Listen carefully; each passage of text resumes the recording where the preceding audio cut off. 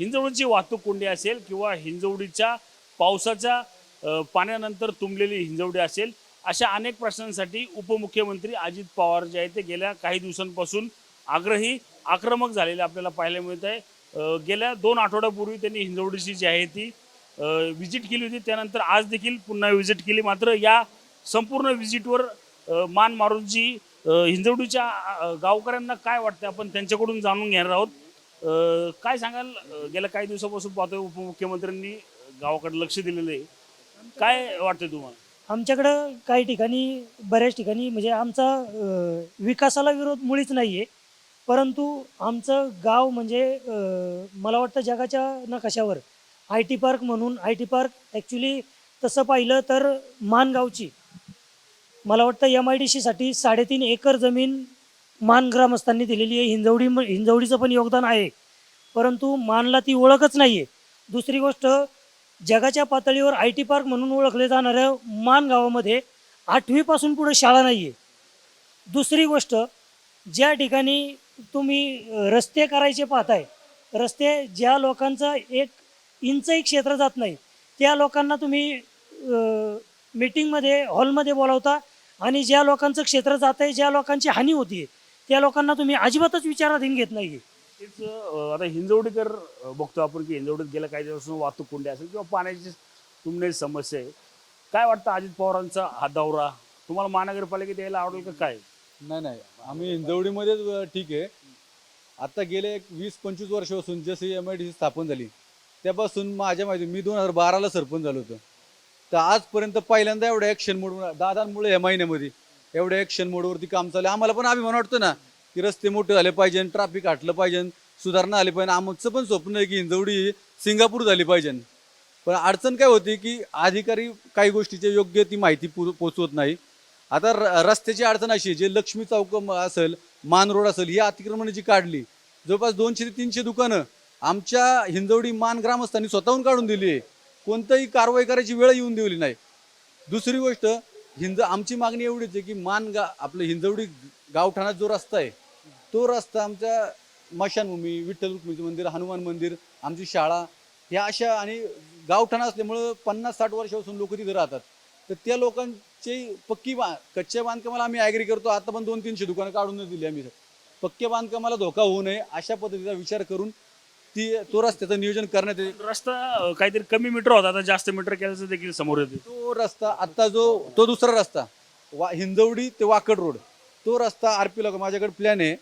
तो रस्ता आहे 30 मीटर. 1 मिनिट नाना पकडा बरं. आता बघा इकडे गेला ह्या साईड असा आहे. 1 मिनिट पकडा. हा रस्ता आहे, हा वाकडचा ब्रिज इथून येतो हिंजवडी चौकामध्ये. हा रस्ता आहे 30 मीटर. इथे लिहिलंय बघा 30 मीटर.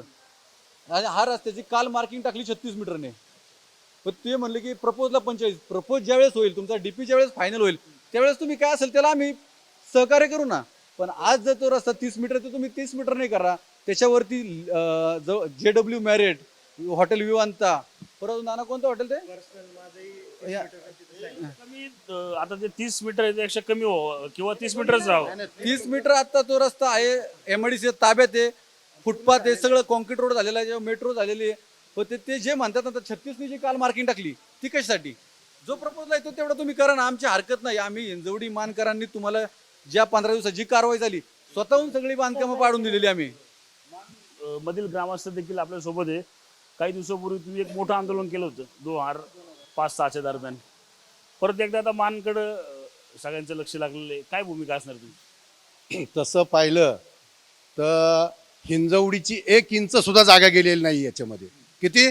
1 इंच सुद्धा हिंजवडीची वैयक्तिक हिंजवडीकरांची 1 इंच सुद्धा जागा गेली नाही. संपूर्ण त्याग जो केला असेल तो फक्त मानवाल्यांनी केलेला आहे. मानची पहिल्या टप्प्यात 1185 एकर जागा गेलेली आहे. दुसऱ्या टप्प्यात 977 एकर जागा गेलेली आहे. तिसऱ्या टप्प्यात सुद्धा जागा गेलेली आहे. आणि तिसरा टप्पा असून सुद्धा 4थ्या टप्प्यात जागा गेलेली आहे. 4थ्या टप्प्याचे आरक्षण काढतो म्हणून गेली 10 वर्ष आम्ही त्याचा पाठपुरावा केला, परंतु आज तागायत ते आमच्यावर आरक्षण निघालं नाही. जगात नव्हे तर भारतात पहिल्यांदा जे आंदोलन झालं ते मानवाल्यांनी आंदोलन केलं. ते मानचं आंदोलन हे जगात आणि भारतात गोळ्या घातलेल्या लोक शेतकऱ्यांच्यावरती गोळ्या घातलेल्या देशातली ही पहिली घटना आहे. एवढं आता आल्यानंतर आता काय भूमिका असणार ती? आता आमची भूमिका काहीच नाही. आमची भूमिका एकमेव आहे. आमचा विकासाला सुईच्या टोका एवढा सुद्धा विरोध नाही. आम्हाला रस्ते वगैरे हे करण्या कुठल्याही कामाला विरोध नाही. आमचं म्हणणं एकच आहे, तुम्ही 36 मीटर असेल तिथं 36 मीटर करा, जिथं 24 मीटर आहे तिथं 24 मीटर करा. आज तुम्ही ह्याच्यात 24 दाखवताय, मोजणी 24 करताय, सगळी करताय आणि अतिक्रमण काढायचं 36ला म्हणताय. आज मला सांगा, गेली 50 वर्षापासून आम्ही हजारो एकर शासनासाठी जागा दिल्या. त्या जागा देऊन आता परत आमच्या बोखंडी तुम्ही जर हे टाकलं तर ते राहिलेले शेतकरी सगळे देशोधडीला लागतील. काय तुमची मागणी असणार आणि काय भूमिका असणार पुढची? परत आंदोलन करायची वेळ येईल का तुमचं? आमची भूमिका एकच आहे की ज्याप्रमाणे आता रस्ते ॲक्विशन केलेले आहे त्याप्रमाणे आम्ही स्वतःहून काढून दिलेत. MIDC आमच्याकडे काढायला आली नाही किंवा PMRD आली नाही किंवा कुणी नाही. आम्ही स्वतःहून रस्ते खुले करून दिलेले आहेत. गेली 3 महिन्यापूर्वी पण काढून दिलते, त्यावेळेस त्यांनी केलं नाही आणि आत्ताही आम्ही काढून दिलेले. आता फक्त आमचा एकच मुद्दा आहे की जो तुम्ही TDR देणार आहे तो नुसतं देऊ म्हणताय, परंतु ज्या वेळेस तुम्ही आमच्याकडनं ताबा घेताय त्यावेळेस आम्हाला तुम्ही TDRची सर्टिफिकेट आम्हाला द्यायला पाहिजे. आज TDR सर्टिफिकेट द्या आणि आजच्या आत्ता ताबा घ्या. ही आणि 2000 जर असं झालं नाही तर आम्हाला पुन्हा परत शासनाने आमची कळकळीची विनंती आहे की परत 2006ची पुनरावृत्ती करायला लावू नये. आपण पाहिलं तर आता मीटिंग चालू आहे, तुम्ही ग्रामस्थ खाली थांबलो, तुम्हाला विचारत घेतलं जात नाही का? आम्हाला विचारात आता गेले 1 महिना झालं मॅरेथॉन सारख्या मिटिंगा चालू आहेत, पण स्थानिक शेतकरी म्हणून आम्हाला कुठेच बोलवलं जात नाही. त्याच्या उलट काय होतं, जे IT मध्ये काही आहेत म्हणजे सगळ्यांना आमचा विरोध नाही, IT फोरम असेल किंवा काही संघटना असेल तर त्यांची तिथं अक्षरशः खुर्च्या रिझर्व असतात, म्हणजे ज्यांची 1 इंच गेलेली नाहीये तर त्यांना तिथं बोलायचा अधिकार आहे. पण स्थानिक म्हणून आम्हाला परतावा घ्यायचा आहे, काय घ्यायचा आहे किंवा कसल्याच विचारात नाहीये. आणि IT पार्क काय आम्हाला ज्यावेळेस त्याग करायचा होता त्यावेळेस आमच्या घरच्यांनी, आमच्या 3ऱ्या पिढीपर्यंत आमच्या घरच्यांनी सगळ्यांनी त्याग केलेला आहे, जमिनी दिलेल्या आहेत. आम्ही शासनाला द्यायचं तेवढं ते दिलेलं आहे, देशहितासाठी दिलेलं आहे, पण त्याचा परतावा म्हणून शासनाने आम्हाला काय दिलेलं आहे. आमची अशी कंडिशन आहे की आता सांगायचं झालं तर अजितदादा ज्या संस्थेचे अध्यक्ष आहे पुणे जिल्हा शिक्षण मंडळ, त्या संस्थेचे सहसंस्थापक माझे आजोबा आहेत.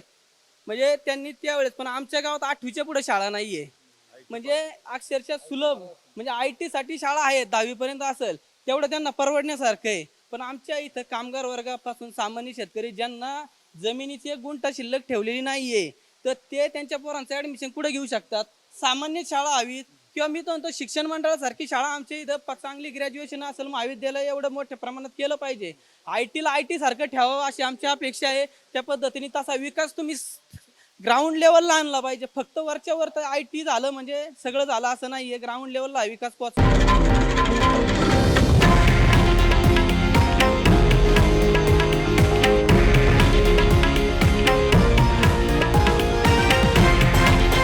हे आहे देशातील नंबर 1 न्यूज नेटवर्क आणि आपण पाहत आहात TV9 मराठी, एकमेव.